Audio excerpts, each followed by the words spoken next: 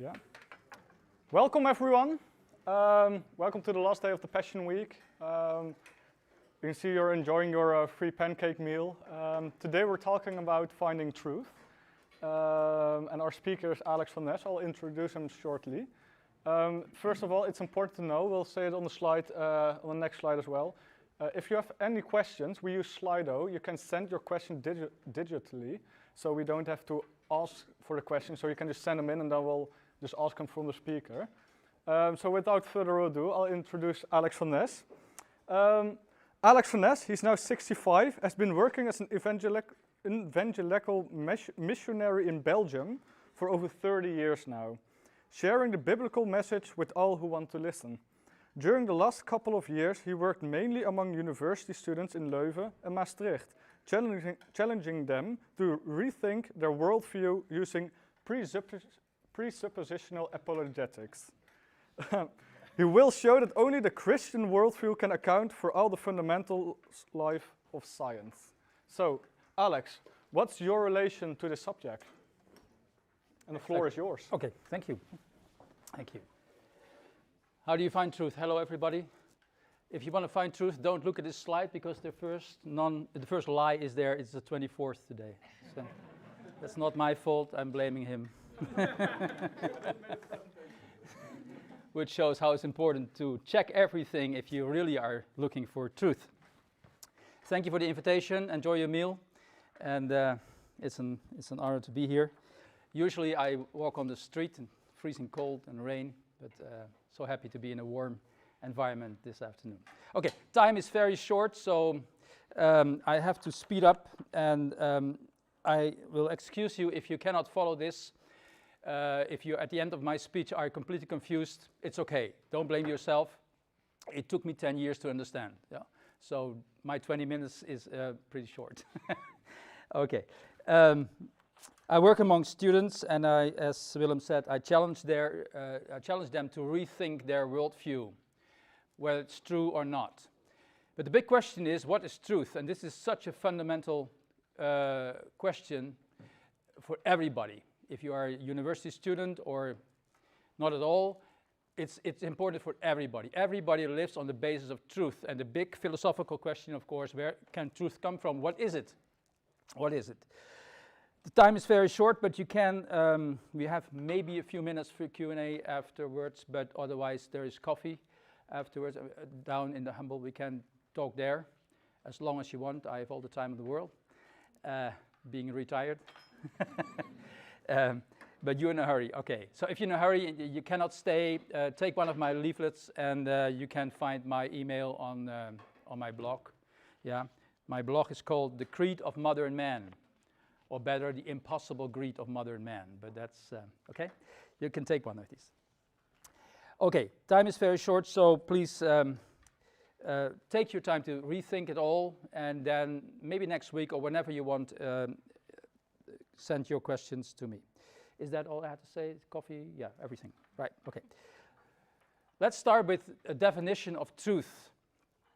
A definition of truth. Truth is objectively, first of all, it's objectively.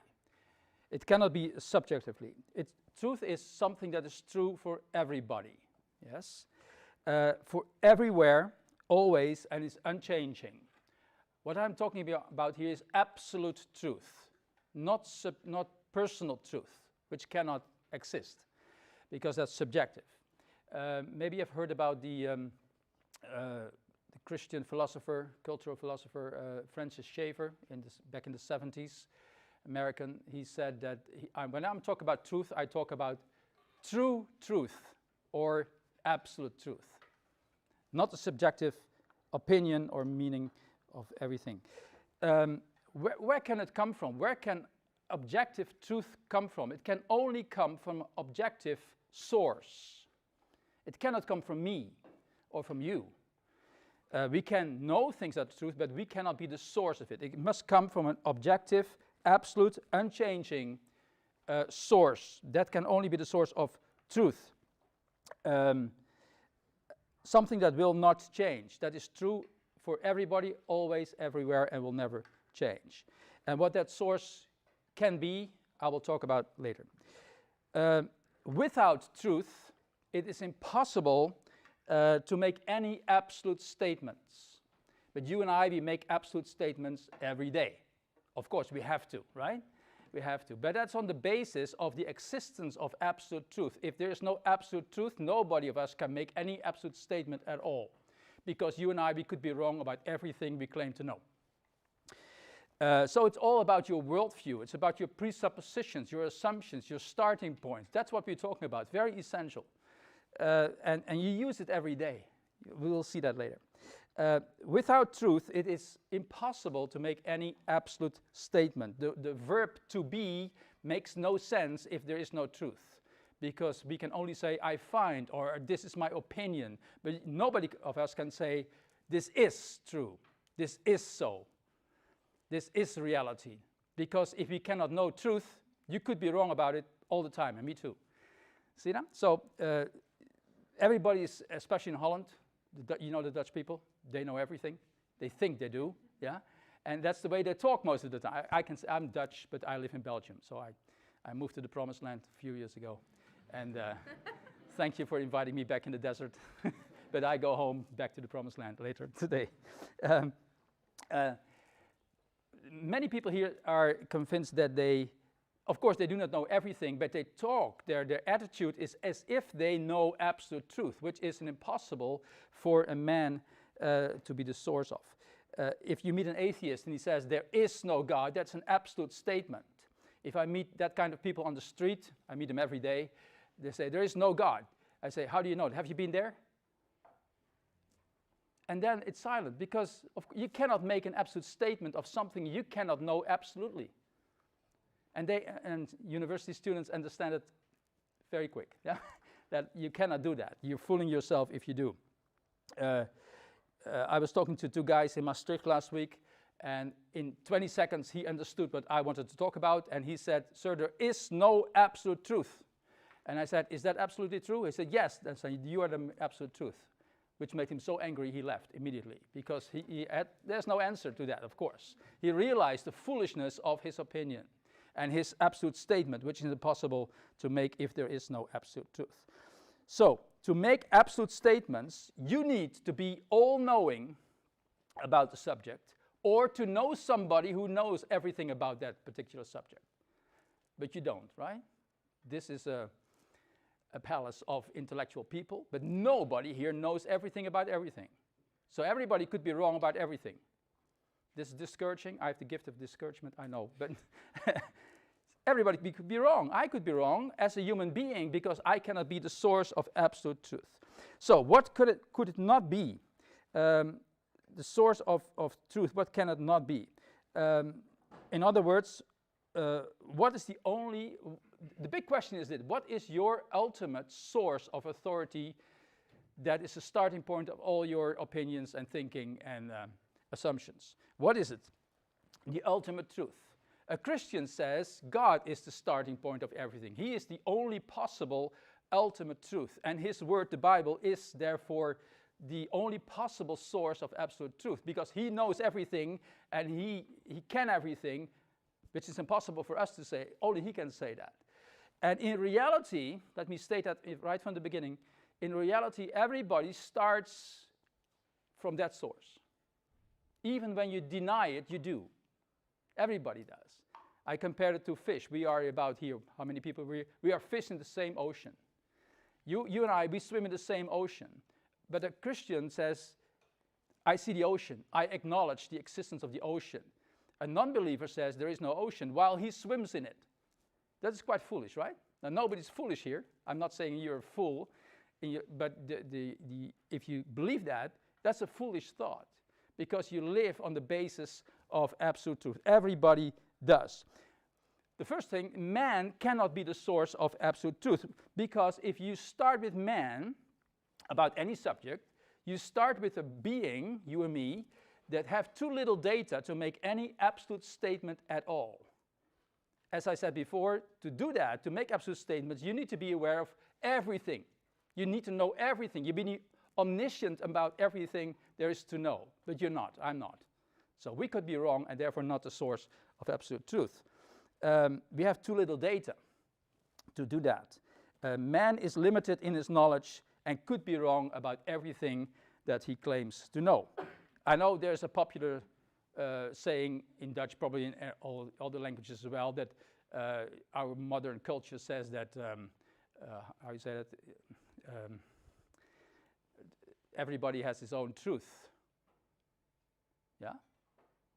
That's completely impossible. It's impossible. You have your own opinion, that's fine. And let's hope so together that we still live in that situation the rest of your life, in freedom, where you can express your opinion, which is fine. Freedom of speech, that's a wonderful treasure in our free society, in democracy. But nobody can say everybody has his own truth. Two people, two truths, that's impossible. There's only one truth, the rest is opinion, based on truth, or not based on truth, of course. Yeah? Science cannot be the source of absolute truth, because science is wonderful. This, my little glasses here, is science. Thank you for helping me to see you better. Yeah, it's technology, I know, and we need it. But science cannot be the source of truth. Science uses truth. It cannot be the source of it, because nobody knows everything. And in many instances in history, science had to admit that they were wrong, because we found new data about some subject. Religion cannot be the source of absolute truth, because religion is subjective as well. Willem and I, we can start a new religion before 12 o'clock at night. Now, he's the technical guy, so he builds the building, I write the book. Which, now, of course you laugh, but because we all realize that it's a subjective game, it's our fantasy. So you cannot start with religion. Many people think that I'm religious. I'm not. I'm not talking about religion, I'm talking about truth, which is completely something different. Because if all the religions say, we have the truth, who's right? Well, they're contradicting each other all the time. So the man, whether he is scientific or philosophical or religiously, cannot be the source of truth. And it's the same with philosophy. I talked to many students in Leuven who study philosophy, and they realize right from the beginning that they are arguing with each other in the faculty of philosophy within a closed box, sitting there in a box, debating and talking and thinking about what might be outside, while there are no windows and no doors in the box. Okay, you can have a wonderful opinion inside the box. My opinion is less or more interesting or not. It doesn't make sense because we cannot know what is outside. A Christian starts from an open box. He starts with God. God is not the conclusion of our intellectual arguments. God is the necessary beginning of our ability to argue at all about anything. This whole university is based on his existence. Now, many people will deny that, but give them time to think, and they will realize it is so. Because science needs three things. We come back to that later. So, no man, no science, no religion, no philosophy. So what can be the source of truth? Only God can be, because he knows everything, and he is able to do so. And he has spoken. The Christian worldview is this: there is an absolute God who is 100% in everything, knows everything, can everything, and he has spoken. Francis Schaeffer, the philosopher I told you before, he said he has written a book. It's called He is There and He's Not Silent. If he's only there and he's silent, forgive me your time, let's go home, eat your pancake and go home, right? Then we know nothing. But if he has spoken, this is a Christian worldview in a very few definition. God is there, he's absolute, and he has told us the absolutes.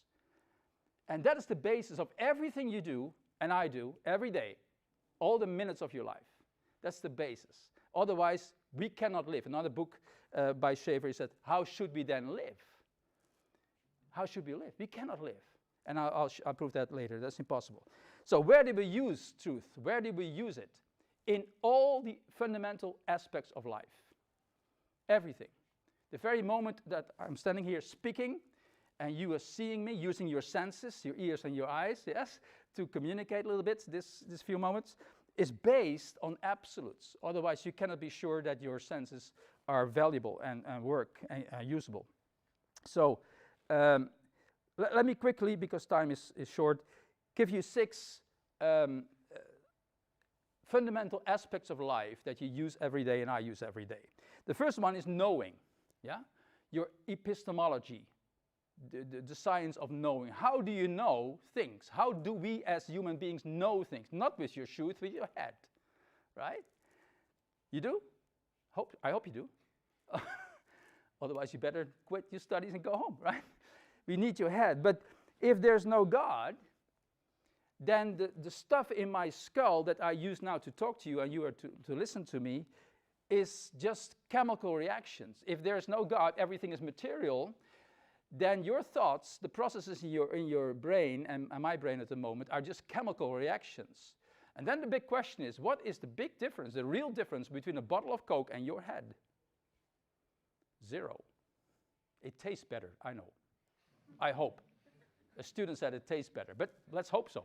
I never tried. Don't try. Don't try this at home. Okay, but yeah, of course. Others say, yeah, but it's more complex. Of course, I hope your brain is more complex than a bottle of Coke. I hope so.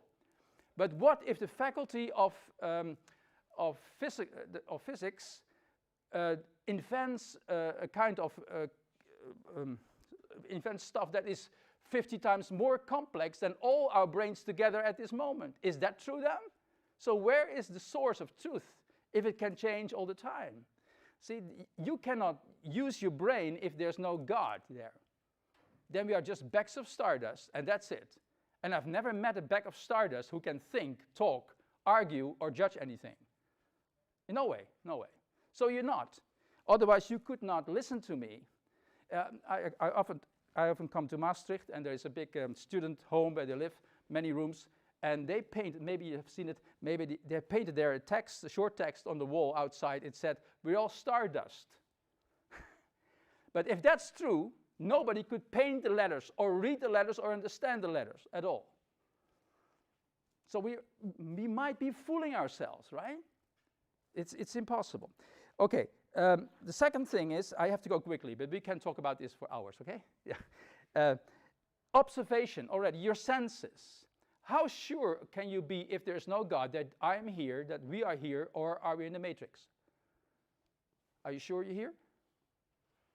You're not sure you're here? Whew, here's a problem, right? Oh, but he's right. If there's no God and we just bags of stardust, nobody can be sure that your senses give you the right information to see what you see, or that I can be sure that I'm not talking completely nonsense at the moment. Sounds that make no sense. There's no basis for that. There's no basis for it. Only in the Christian worldview there's basis, because there's a God who's the creator, and he says, I'm not only the creator, I am also the sustainer of everything. And the third point, I am the guarantee that your brain is useful. You can use your brain today. Maybe you don't, but you can. If there's no God, you don't. You cannot use it. So, or your senses. The third one is a very popular one, everybody has to do with it every day, is morality. If there's no God, then there is no good and evil. I am sure you have thought about this before, right? If there's no God, you have heard about C.S. Lewis, the Narnia tales? Yeah, sure you have. He said, if there's no absolute lawgiver, there are no absolute laws, do whatever you want.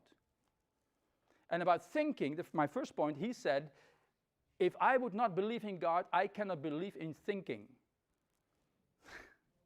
And think about this, yeah? Deep thoughts is this. Morality makes no sense. There is no good and evil. I was talking to a German student in Aachen last year, and he said, sir, there is no good and evil. Can you believe it? Do you believe there's good and evil? He didn't. So I said to him, can I have your phone? He gave his phone. I put it in my pocket. I walked away for 10 meters. I came back. Because in my worldview, it is wrong to steal phones. Because I believe in an absolute lawgiver. But I challenged him and said, if you dare if you are really serious about that, there is no good and evil, and no God, then I can have your money and your keys as well. He didn't like the idea. See, you cannot live practically with the things you sometimes think are true. He couldn't. He lives on the basis of my worldview, and you do too. And if you're a Christian, I live on the basis of your worldview. And everybody does. So let's be clear, there is not such a thing as Holland thinks, as the Western world thinks today, that here is science and here is religion. It's impossible. All the science is based on the existence of God. Otherwise, this whole university makes no sense and has to close its doors immediately. They use it every day. They have to. They have to. You cannot escape, as a fish cannot escape from the ocean. A more difficult one, number 4, is logic. Everybody, you know better than me what logic is, right? The basis of logic, 1 and 1 is 2. The laws of logic, think about it, the laws of logic are immaterial. You cannot buy a box of logic in Eindhoven, I don't think so, no? It's immaterial. It never changes. I hope so for the Technical University of Eindhoven, that logic will never change. Otherwise, you have a big problem. You can start all over again with your studies, right? And thirdly, it's globally. You can do the same studies in New Zealand as here. If there's no God and everything is material, no spiritual things, explain to me where the immaterial laws of logic come from that must have existed before material existed, because material is governed by the laws of logic. And even better, I know one person who is immaterial, never changing, and globally present. It's not you, it's not me, it's God. God is the necessary starting point of all the logic about any study in this country or worldwide. We could not make sense of 1 and 1 is 2 if there's no God. Because a coincidental universe, a chaotic universe, can never come up with beauty or logic. No way. We all start with on the same starting point. We all have the same presuppositions, and that is the existence of the biblical God. Okay, and the last one, one more, 2 more. The uniformity of nature. You all study technical studies on the basis of the law of the uniformity of nature, which means, shortly said, that the future will be like the past. Yeah, gravity usually takes my pen down if I let it go, right? I hope so. But how sure can we be that in the future the thing will not go up? Or stay in the middle? How sure? How sure can we be that gravity will function tomorrow as it did in the past if there's no God? No way. You will say, yeah, it always happened. I know, but I'm not talking about the past. I'm talking about the future. How sure it can be that it will happen the same, that the laws will not change? There's no way to know. Unless there's the creator who said, I'm the creator and the sustainer of gravity and everything else. So you can, as the Bible says, God says, I am guaranteeing the functioning of the natural environment, my creation. He is the only guarantee that you can continue your studies.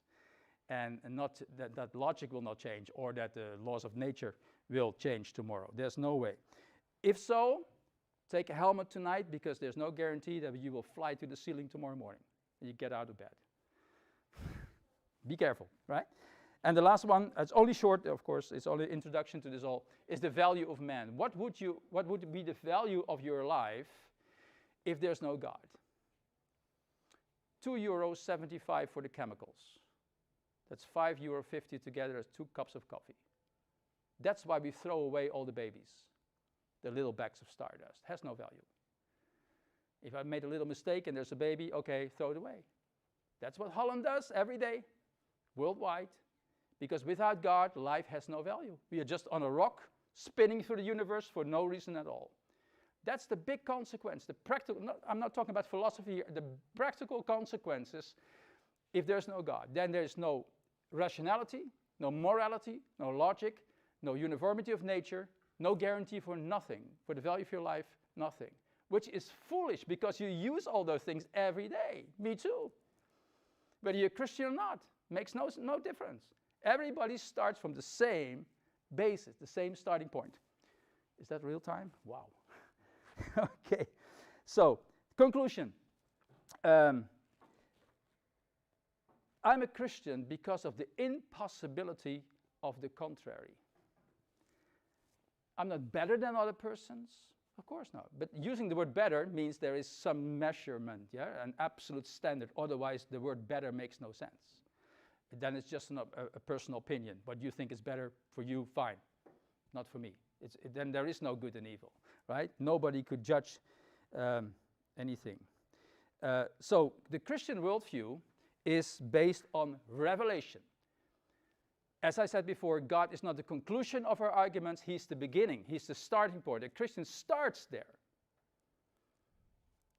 And with His word. He is there and He has spoken. And therefore, I can say with all my heart, if this book is not true, if the Bible is not true, coming from man and not from God, then there is no truth in this world. So where do you find truth? Here. And more, even more, when I open it, there's a person who said, I am the truth.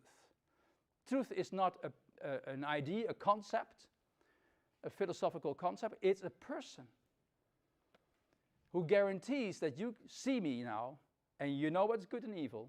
You can study, use the laws of logic and all the other things we talked about. Yeah, that is the conclusion. If the Bible is not true, there's no truth. And I can say, my Bible also says everybody knows that. We don't want to know. You know why? Do you have your driving license? No? Okay, you have your driving license. Yeah? Nobody has his driving license here? Okay, sure. Have you been flashed already by the police? Sure, it will happen one day, I promise you. Sorry, it will happen. It happened a billion times to me. No, but it happened to me. Yeah? Okay, you have to pay. But just imagine that there is somebody there who flashes you every second of your life. Every thought, every word, every deed, from the first to the last day of your life, from the first to the last minute. Who's going to pay for that fine? Jesus did. But that's what the Bible says. Right? And that's the reason why we don't like God. We want to get rid of Him. By religion, by science, by philosophy, whatever things. Thousands of theories just for one reason, to get rid of God. But you can't. You can't. You're the same creation. You're the fish in the same ocean, and He is the ocean. He's the ocean. So think about this, because the consequences are huge now, not only for studying and to have a nice debate about those things, but for eternity as well. Because my God said there is heaven and hell. But I loved you so much, He came here to pay your fine, which you could never pay. Religion think they can pay. Do you know the do-it-yourself shop? Yeah, every nation has a do-it-yourself shop. What does the shop say? Do it yourself. Yeah, do it yourself. That's what religion thinks.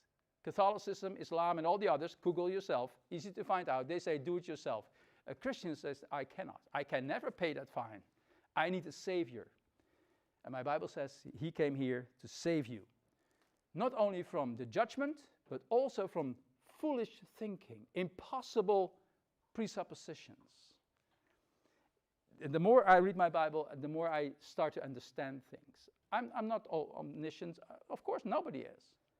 I do not understand everything, but I can account for reasoning.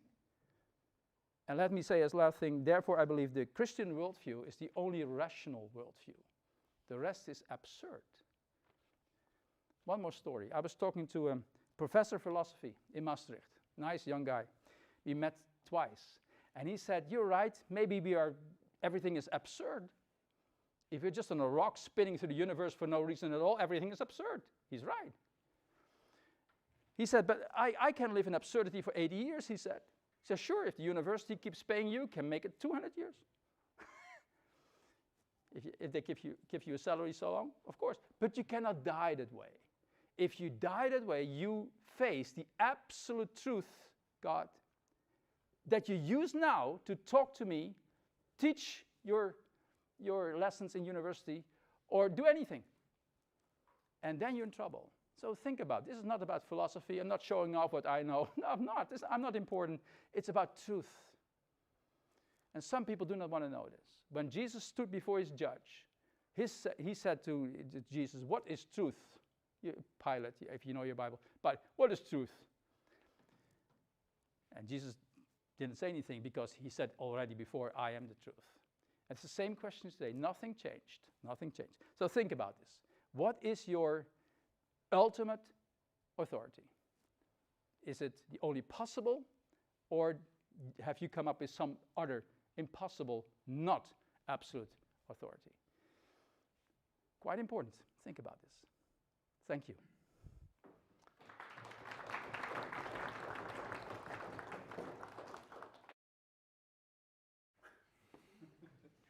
Yeah, we've got a lot of questions on Slido. We only have time for a couple of them.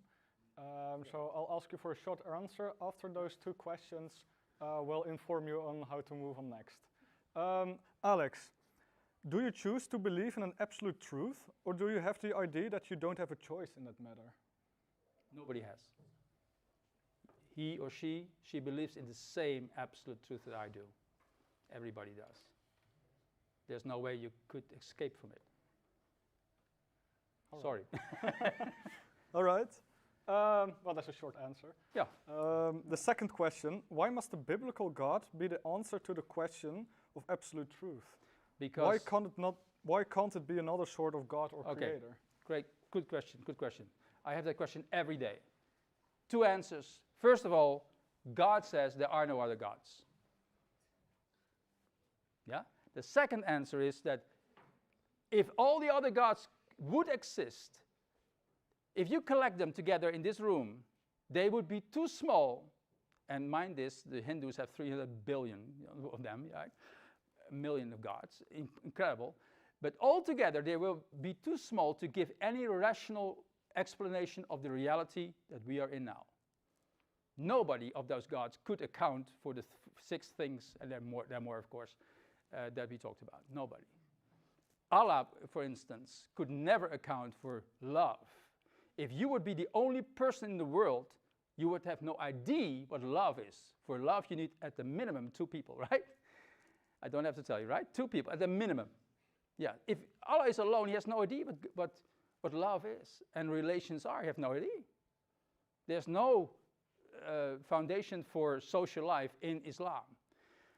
But Islam people always start with the Christian God. They will deny that, some, not all, but some will deny that. Only the Christian God, who's the triune God, God the Father, Son, and Holy Spirit, is able to know and tell us what love is and what relationship should be.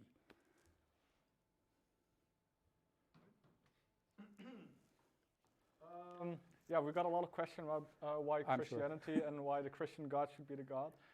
If you're in the room right here and you have these questions and you feel like they're unanswered, we'll be joining Hubble, so you can get a cup of coffee for free with us. You can ask Alex whatever you want. He'll try to answer your questions. Yeah. Can I say one more thing? One website? You can make a note of this. It gives you many answers to those questions already. Proofthatgodexists.org. Proofthatgodexists, yeah, together.org. It answers a lot of them. Yeah. All right. The proof that God exists is this. Sorry. The proof that God exists is this. That without God, you could not prove anything. Think about this.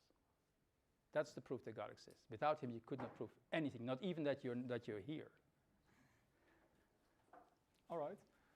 Yeah, like I said, we're joining Hubble. If you want a free cup of coffee and want to talk right now, it's very possible. We've got a couple of people from Eindhoven where you can ask questions. You can ask Alex, our speaker. It's also important to notice you have some uncover books on your table. If you're interested in these, you can take them with you. We have them in Dutch and English. So if you have a uncover book that's not in your language or your desired language, please look around. We have both of them. It's also very important to know that if you're interested, we have a course on the Monday evening, the Alpha course, in which we explore Christianity. We'll do that in a very nice setting with a lot of people. It's going to be very nice.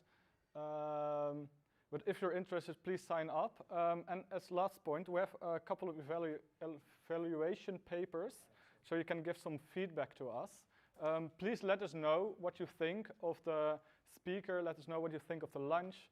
And if you're interested, you can leave your contacts behind so we can contact you for more follow-up conversations. So please take a minute or two to fill these evaluation forms in, please.